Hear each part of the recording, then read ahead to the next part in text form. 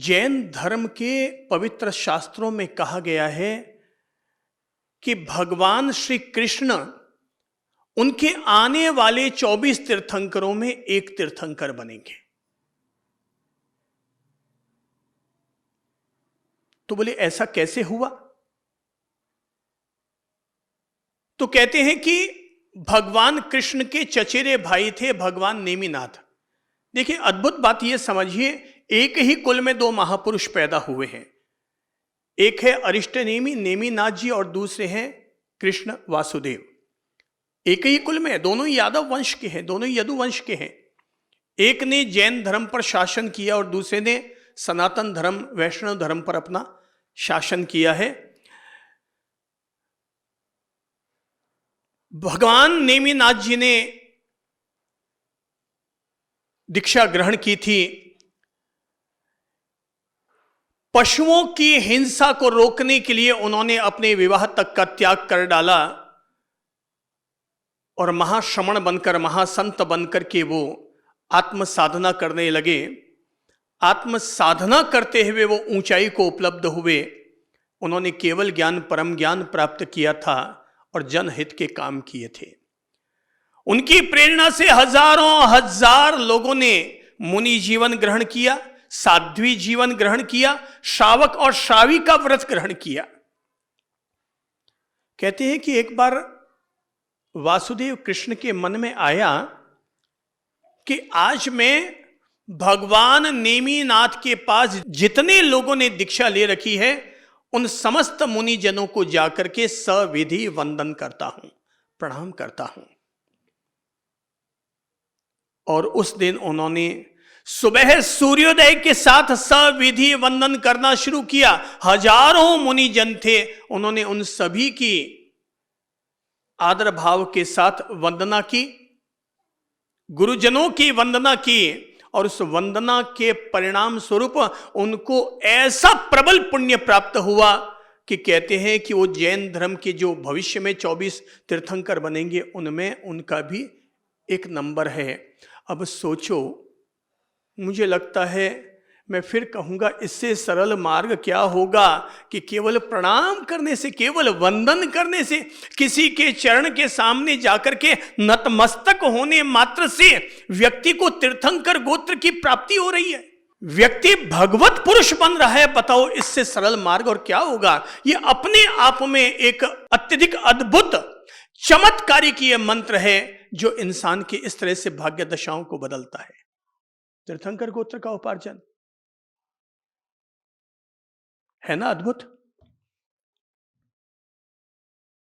तो गुरुजनों को प्रणाम, नमन।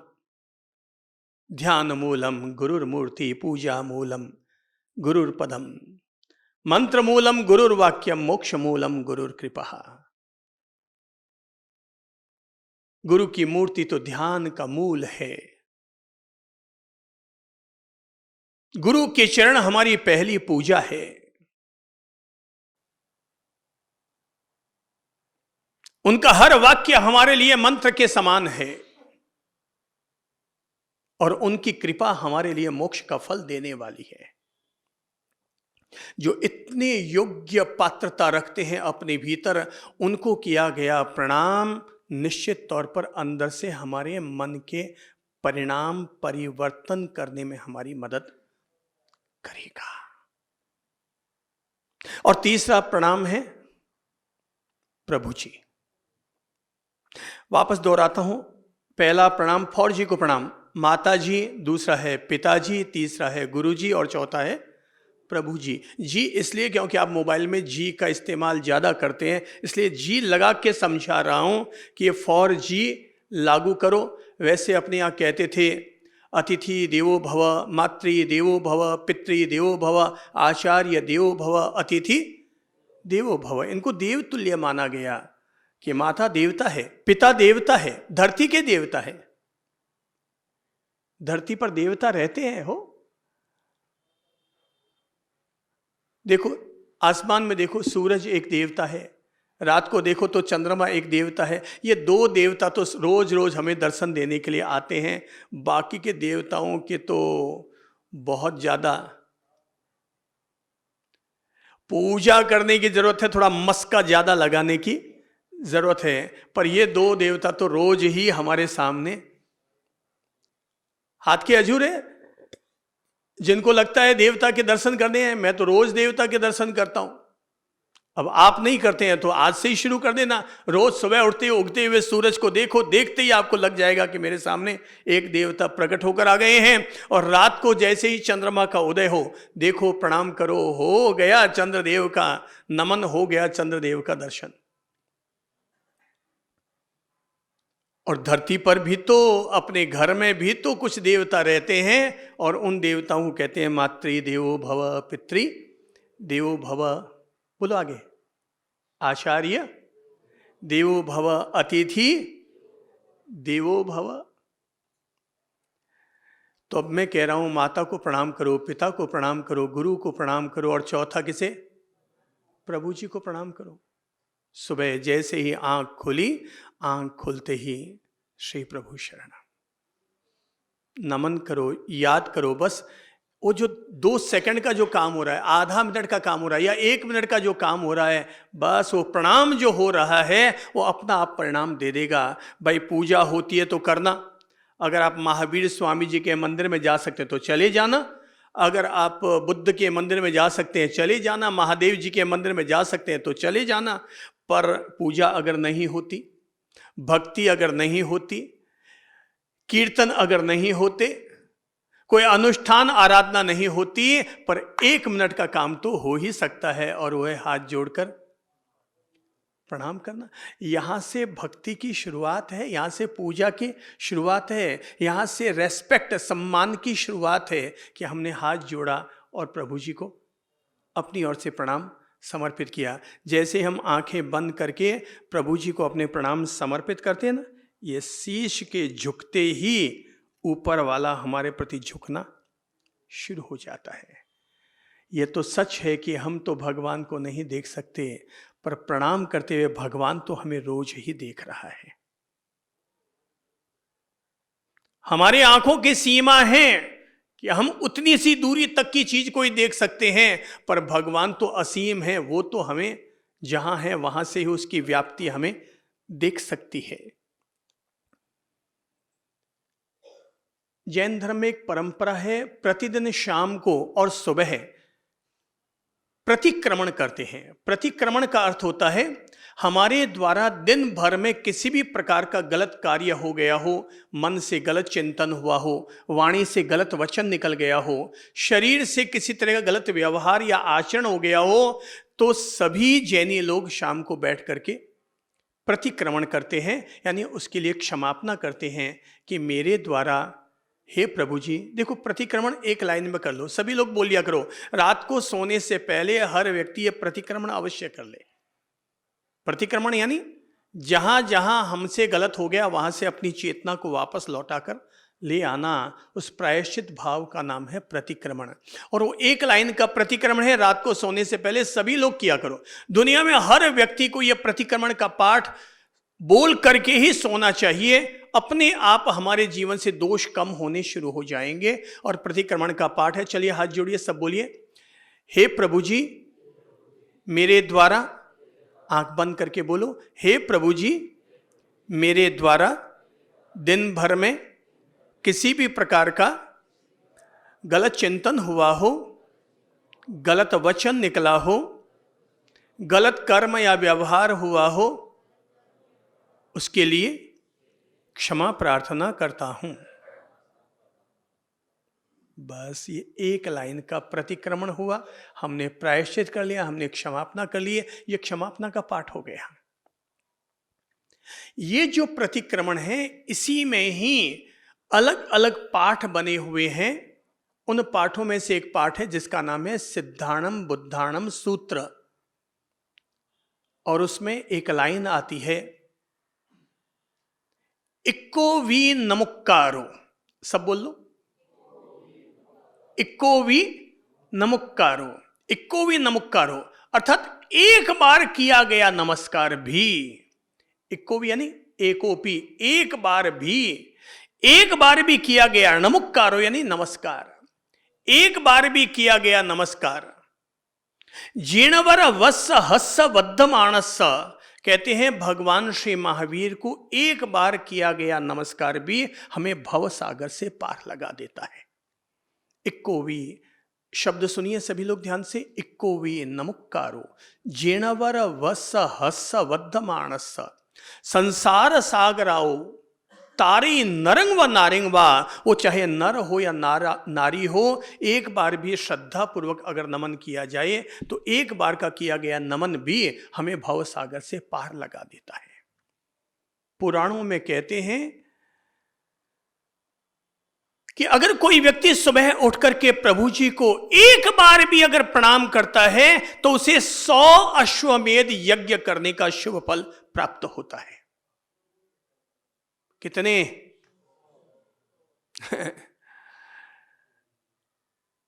100 अश्वमेध यज्ञ। महाराज युधिष्ठिर ने तो एक अश्वमेध यज्ञ किया होगा, राम जी ने एक राजसूय यज्ञ किया होगा,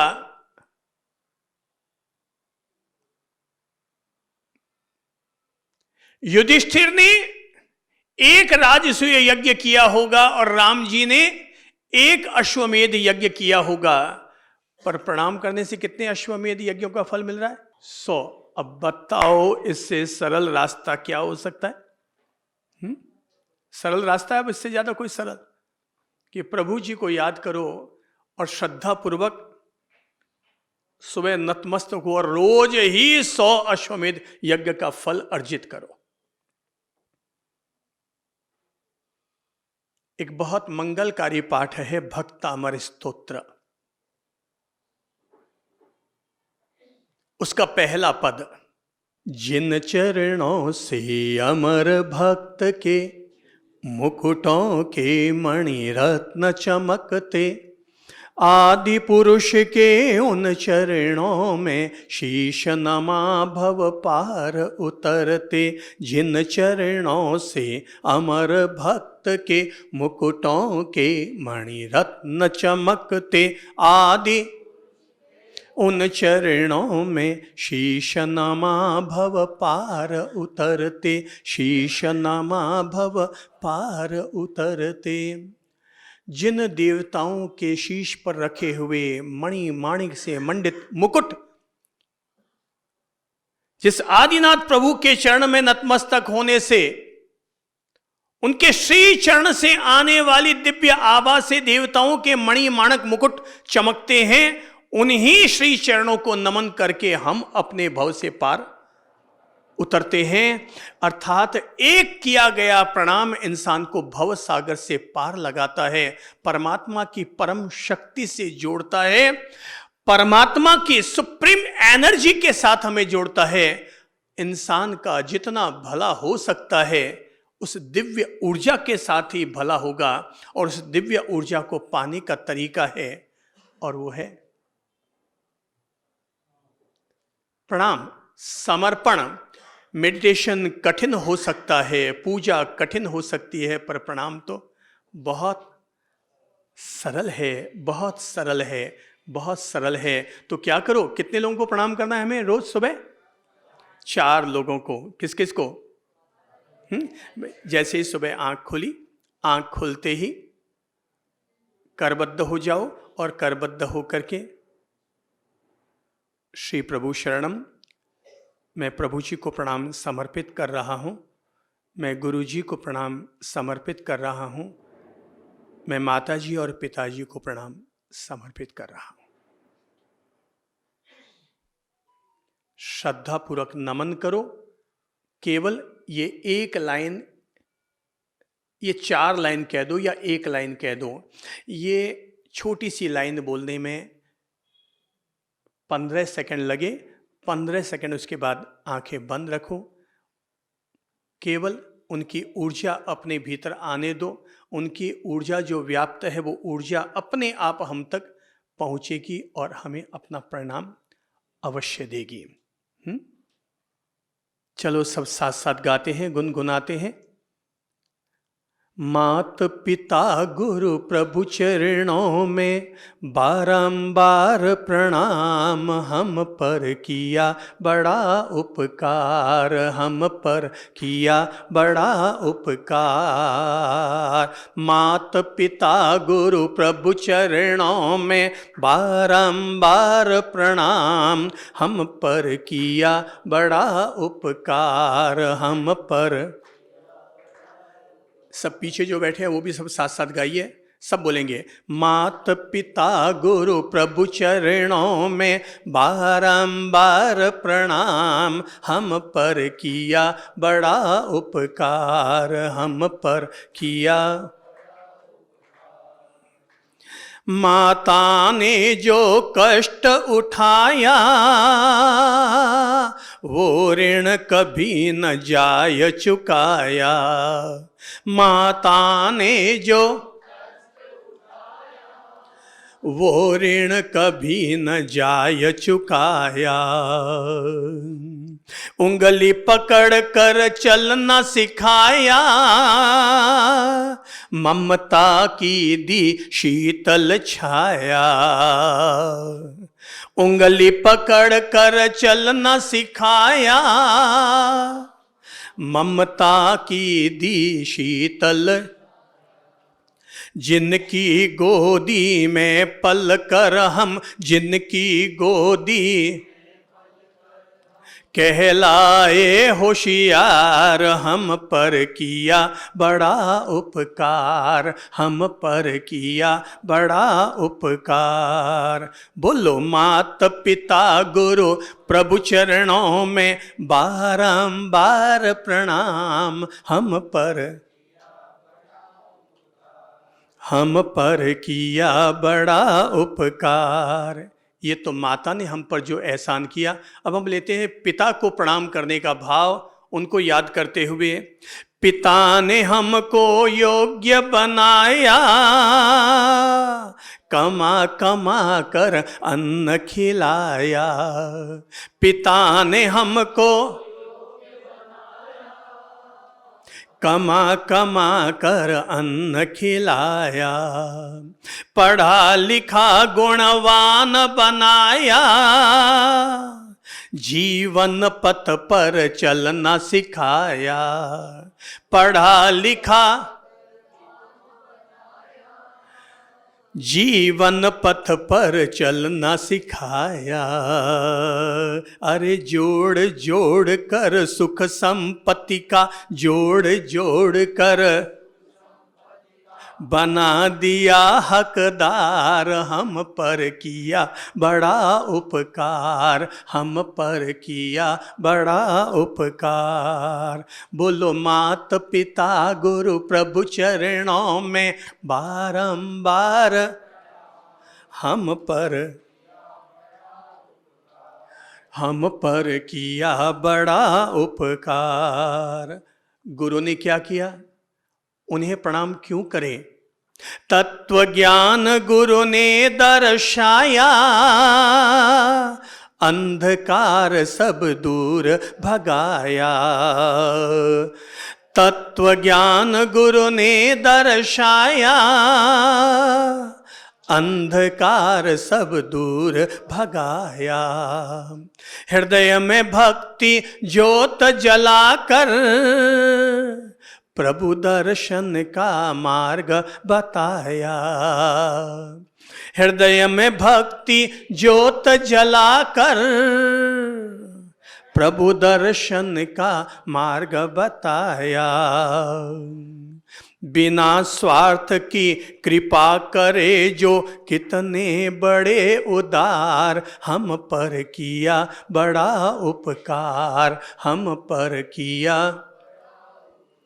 अरे बिना स्वार्थ की कृपा करे जो कितने बड़े उदार, हम पर किया बड़ा उपकार, हम पर।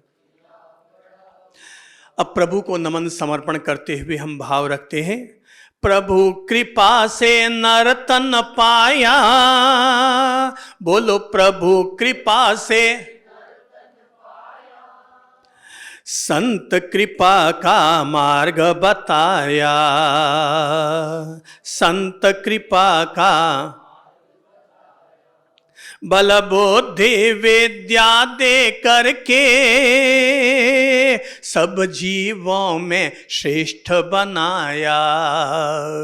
बल बुद्धि विद्या दे करके सब जीवों में, जो भी इनकी शरण में आए, जो भी इनकी, किसकी शरण में? मात पिता गुरु प्रभु, ये चार की शरण।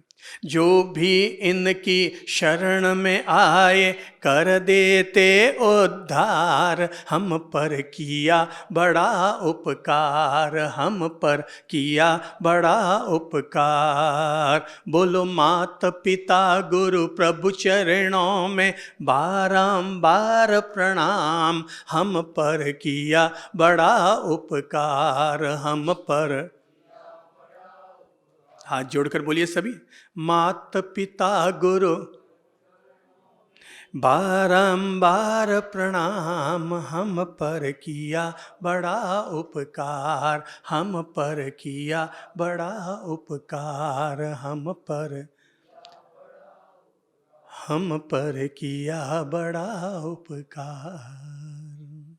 जहाँ एक ओर हमारा यह नियम हो कि हम प्रतिदिन अपने पूज्य जनों को प्रणाम अवश्य करेंगे, वहीं इसके साथ में ये भी नियम रखें कि मैं, मेरे द्वारा, हम, हमारे द्वारा माता पिता गुरु और प्रभु, इन चारों में से किसी के प्रति भी विश्वासघात नहीं करूँगा, धोखा नहीं दूंगा, इनका अपमान नहीं करूँगा, इनके साथ गद्दारी नहीं करूँगा। क्या क्या नहीं करूँगा बोलो तो? विश्वासघात नहीं करूँगा, धोखा नहीं दूंगा, गद्दारी नहीं करूँगा। ये अगर हमने नियम बना लिया, एक तरफ समर्पण है और दूसरी तरफ उनका सम्मान है, ये दो भाव अगर हम बनाकर रखते हैं, मैं श्रद्धा और निष्ठा पूर्वक कह रहा हूँ, धर्म शास्त्रों का नवनीत मक्खन सार देते हुए आपसे और सारी दुनिया से कह रहा हूँ, ये हमारे भाग्य के बंद दरवाज़ों को खोलेगा, हमारे रिश्तों में मिठास घोलेगा और हमारे लिए दुआओं का खजाना, दुआओं की दौलत हम पर अवश्य बरसाएगा। और वो छोटा सा मंत्र, भाग्य दशाओं को सुधारने का एक छोटा सा मंत्र है, और वो है प्रणाम प्रणाम प्रणाम। करोगे प्रणाम, मिलेगा स्वर्ग में हमें आराम। श्री प्रभु शरण।